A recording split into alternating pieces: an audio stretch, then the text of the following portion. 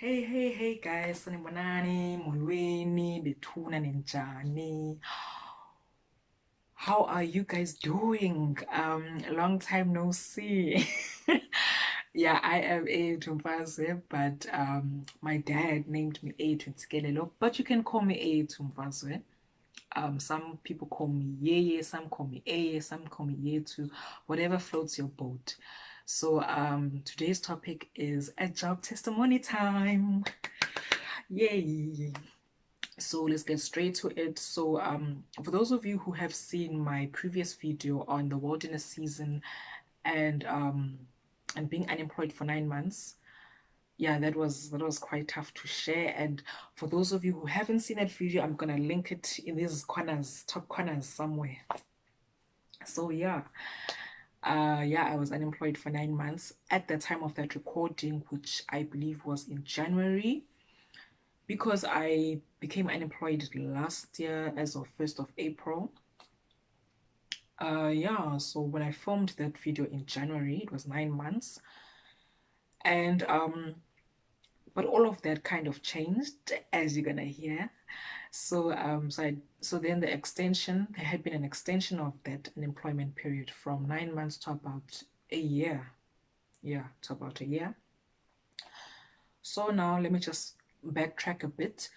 So last year, I got a prophecy around August, September that I'm gonna be working in a psychology related job or internship or whatever, but something to do with psychology. And I was like, okay, cool, that's fine with me. Even though, okay, I wasn't feeling it, I was like, okay, that's fine. I did study it, though it makes sense, but I was like, okay, we'll see, because there are people who are really called to prophesy, and then there are people who prophesy as in they prophesy lies. Now, I'm not saying that this guy was doing that, but it's a prophecy that I have yet to see, be fulfilled. So cool. I applied for internships to do psychology, one actually, and I got rejected, and I was like, yo, I was heartbroken because not only did I get a prophecy about working in psychology, but now this internship looked really good. I was going to be at home and I was going to be, working for some company in the private sector, like a big company, by the way, a big company in insurance, if I'm not mistaken. Yeah, in insurance and risk management and all of that. And I was like, yo, wow, this company, guys, like, sounds exciting. And God was going to humble me and say, no, Mdanam, it's not for you, with a straight face. but yeah, okay, we move on from that. And yeah, I was really disappointed, but we moved on from that. And then I applied for another psychology related internship. And yo, guys, I can't tell you what is going on there, because when I called this this department, yeah, let's just call it department, South Africans would understand how government can work, the governmental departments can work. But yeah, when I called this department, they just said they're still going through capturing of the applicants and all of it. I'm like, okay, at this time of the year, you're still going for that, but the application was like out like some time ago. But I was like, okay, Lord, have your will, have your way, because yeah, I was really frustrated last year. Like, yo, my frustration, guys, it was like, yeah, like, for the fact that you can't even see my hand exactly now, that just tells you that I was very, very frustrated. I was really frustrated. We can laugh about it now, but I was really, really frustrated. And yeah, and I was a doubting Thomas, like I was a doubting Teresa, doubting Tamsan, doubting all of the names you can name that start with a T. I was them, guys, like I was them. You know, a doubting Tandis, a doubting Tandek, a doubting, yeah. But anyways, my friend Tandeka, please don't take what's this, don't be offended, you know. But yeah, So yeah, I kept on applying, and I was getting I was really doubting, I was getting down, I was getting disappointed because I kept getting rejection emails. And I was like, what is the point of them saying we regret to inform you? Like, what's the point of saying that? Because they don't regret to inform you, you know. They believe that you're not the best candidate for the job, so they do not regret to inform you. No, you need to change that English, guys, to an English that's more applicable. That is not the right English. That's not applicable. Do like no. So yeah, and I kept applying. Then I come across this post. I believe I saw it like perhaps late January, maybe even early February, of now this post that's offered by this company that's not in the public sector. Yeah, so I look at the job description and I felt that it's not for me because I'm an introvert and I am not even a social introvert, as INFJs are thought to believe. Are thought to be believed. Yeah. Okay, I can't be a social introvert. Like I can get very social, guys, if I want to, if I'm in the mood to as well. If you know the vibes are there and all of that. But Glad game, guys. The one I post, and I was like, nope, I don't think it's for me.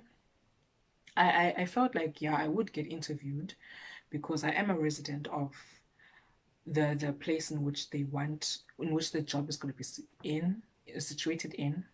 I was like, yeah, no, like of course, like they're gonna that would work in my favor, you know. I meet that criteria. And also you need to know the language you're spoken in that town. And I'm like, yeah, of course, you know. Yeah, and I was like, okay, let me just apply.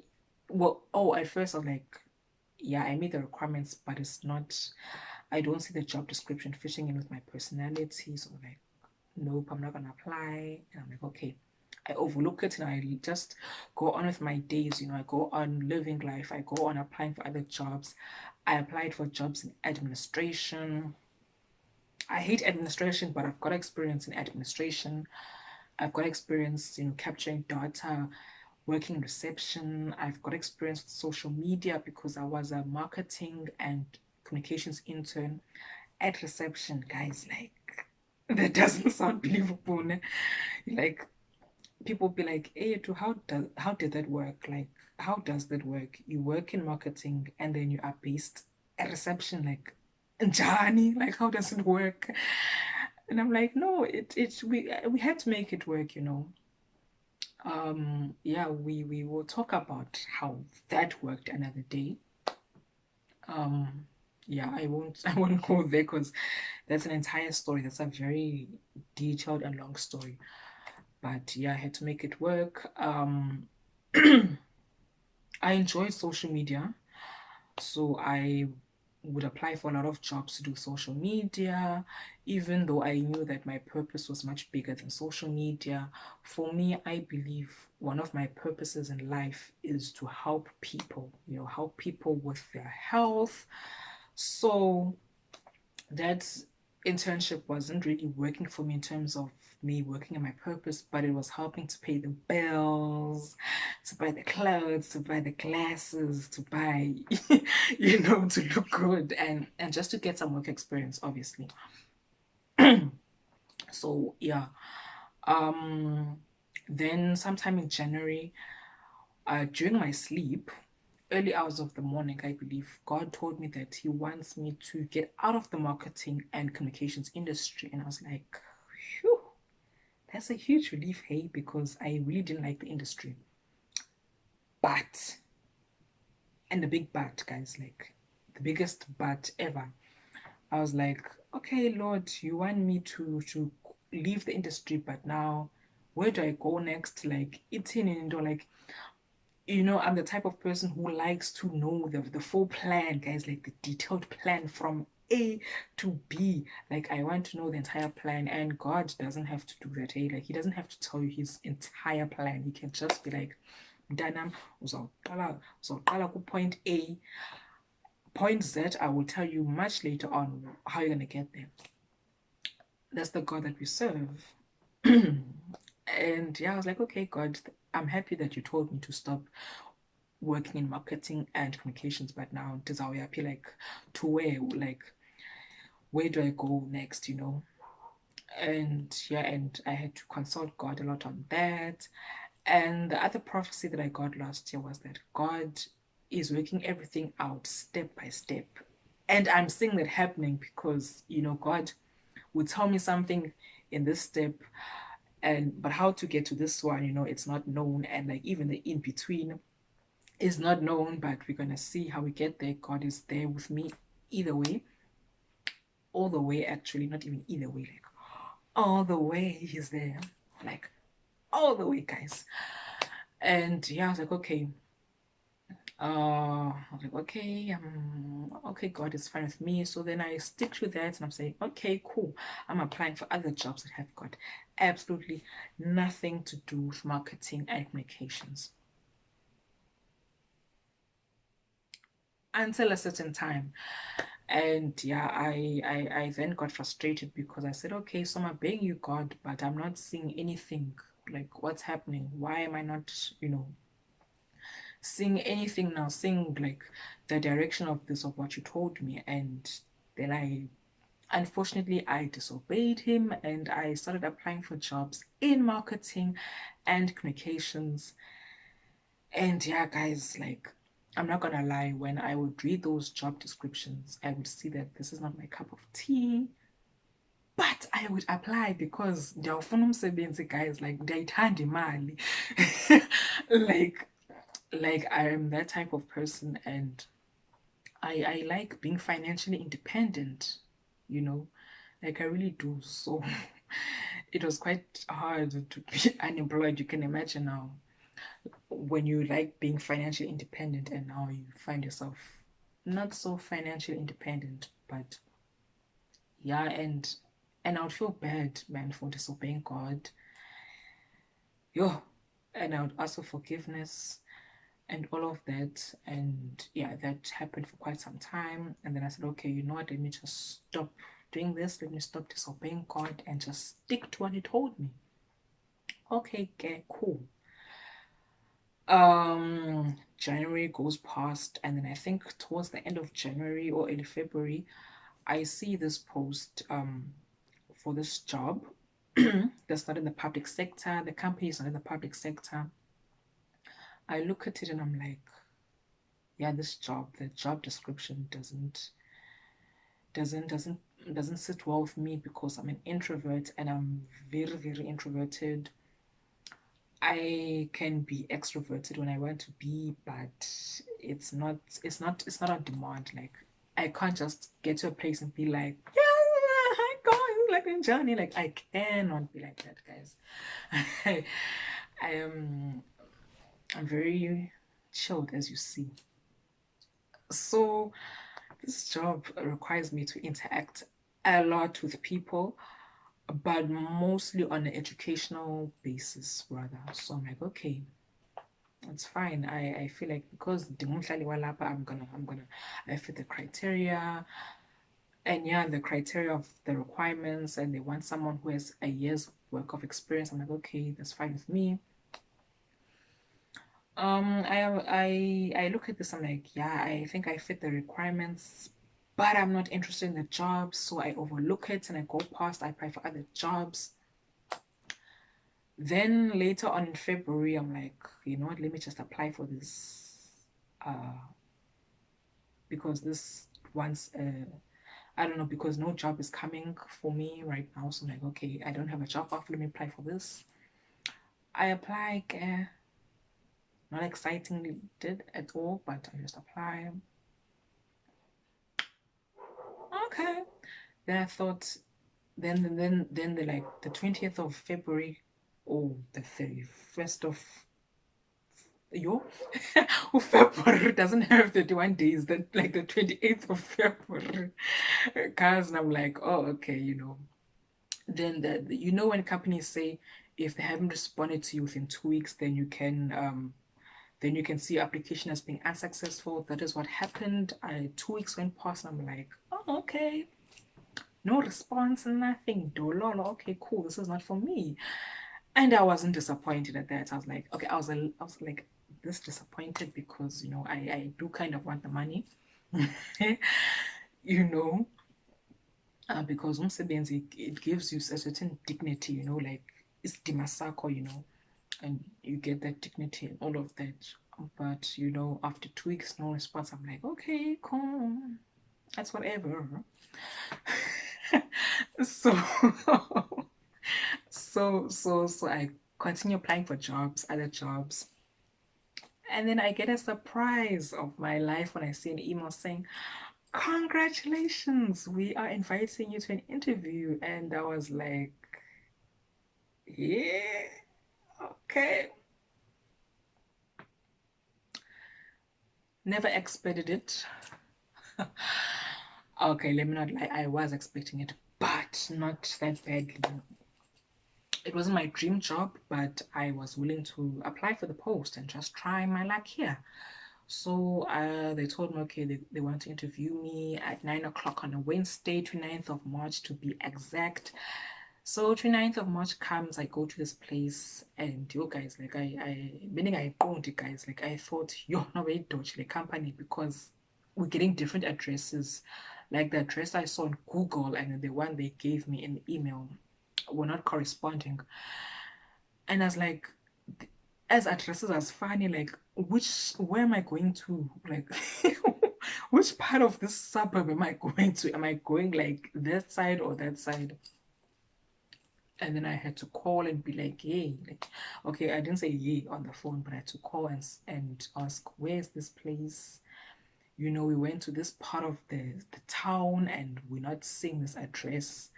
And the lady, the GPS is giving us wrong directions. Yeah. But luckily we're very early. Like the interview's at 9, but we're already in town by 8. She says, no, it's on the other side of the suburb. It's in this address. And I'm like, oh, okay, so the address I was given in the email, that's the correct address. We went there. I'm like, oh, okay. We went inside. I'm like, oh, okay, looks legit, but let's hang around and see what happens. Okay, cool. We are there. I'm there early, like 8:30. And I'm like, yo, like, damn guys. Yo, this early. I was like, nah, fam, this is very, very early. But thanks to my dad, I was there at 8:30 after getting lost in town at 8. But yeah, I apply. We get there. I sit there. I'll be back.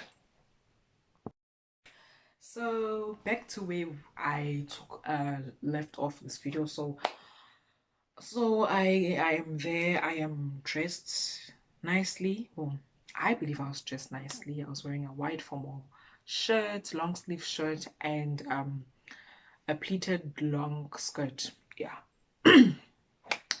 But betunan, I did not wear heels, guys. Like like I didn't wear heels because I was lazy to wear heels, and like medionana guys to wear heels. Whoa.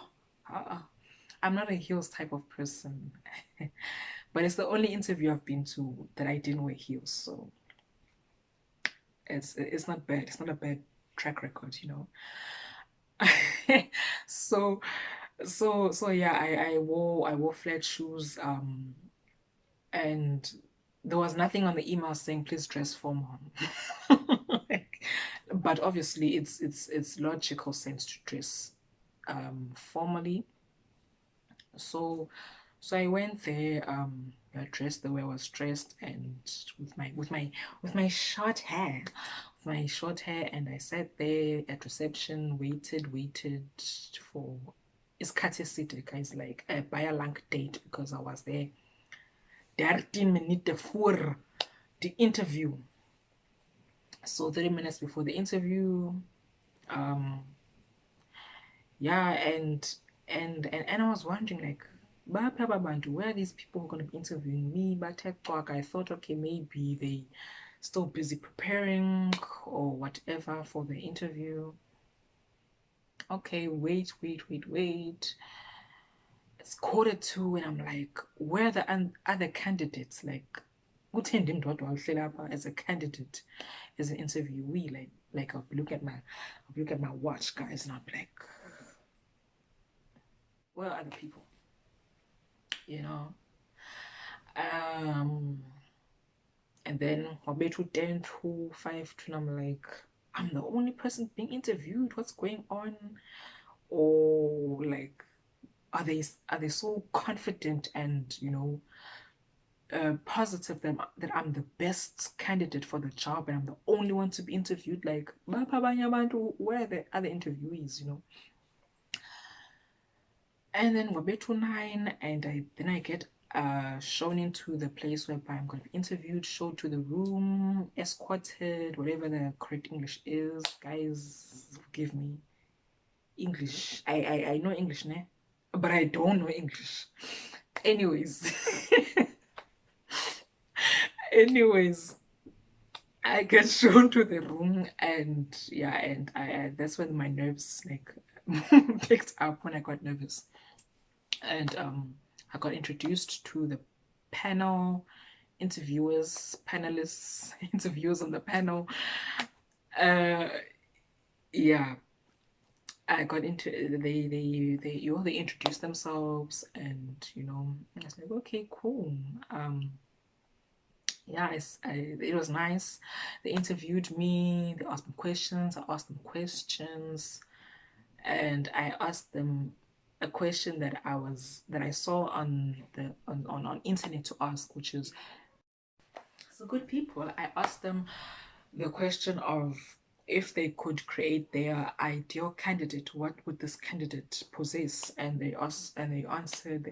I'm like, oh, okay, cool. These people know their story. They are grand. They are sharp. Okay. So yeah. The interview, in my personal opinion, didn't go well because I was tired. I battled to answer the questions, Betuna, like like I battled to answer the questions because I was tired. And like, it was just difficult answering the questions. And I was like, Aibo, what is happening to me? What happens to me? I usually do well at interviews. Now why am I just giving out answers slowly, and without much confidence, Yeah. And then the interview ended, and to be honest, I tried not to show what I was feeling. I tried not to, like I was feeling like I had mixed views, so I was trying not to let that reflect on my face and through my body language. And I don't think I did a good job. But anyway, and that is why I am not on your TV screens acting, and that is why I'm not in theater acting, because I know that if I have to fake something, it would be quite tricky. It would be difficult. Why it would be difficult to like fake also, depending on what it is, I just believe in keeping it real, like emotions inside and outside expressed on the face, 100% real. So if you see me on TV acting, or you hear that I'm in theater production, just know that it took a lot of work to get there, But yeah, moving on, I get escorted out of the venue, and yeah, I thanked them for the opportunity to be interviewed, and I left. And I told my father in the car that I don't think I'm gonna make it because that interview did not go well. And then as I was leaving, I then saw someone who was else was going to be interviewed, and I'm like, oh, okay, mhlawumbi they have they set a certain time for each person to be interviewed. So as I was exiting the building, there was someone there by 10 o'clock, and I was like, oh, okay, so it seems like every hour there's someone that's going to be interviewed, which is cool. I suppose that also helps a person not to get nervous. And I was the first person to be interviewed for the day. And how I know it was for the day, that I was the very first person to be interviewed for the day, is that the people who came in to interview me were actually late for the interviews, so that's how I know. Moving on, that was the 29th of March. I go home, I tell my mother, yo, mom, I don't think I made it. God, and she was gonna hear, mama, I made it a week later.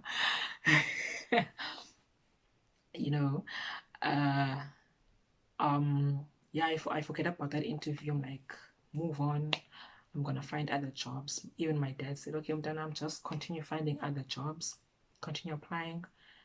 Then the early April, like that first week of April, I get an email saying, congratulations, Miss A. Tumpaswe. We want to offer you this post. And then they send me like documents and offer letter, and I'm like, hey, bo. Okay, I didn't expect this. I really didn't expect it, guys. But yeah, I got this offer letter, and I'm like, okay. Yeah, I was like, I did it. Mama, I made it. Yes. Mama, I made it. So yeah, so I just want to say that that God is good all the time, that even when you're doubting him, he's still looking out for you. He doesn't take it to heart that you're doubting him, but you need to trust in him. Thank you guys for listening. I hope this will inspire you to know that every season has reasons for it existing, has a reason. Every season has a reason. Yeah. Every season has a reason. Yeah. That sounded really lame. And that's why I'm not a rapper. But yeah, yeah, what I want to say is that every season has a purpose, and God knows why he's taking you through things that seem like the long haul, but it's all for your good, and it's also for his good, so that he gets all the glory, honor, and the praise. And yeah, do share this with people who are unemployed, who feel despondent, who feel like giving up. Let them know that they're not to give up, that there's hope for them. Thank you guys. Take care. Do give comments below.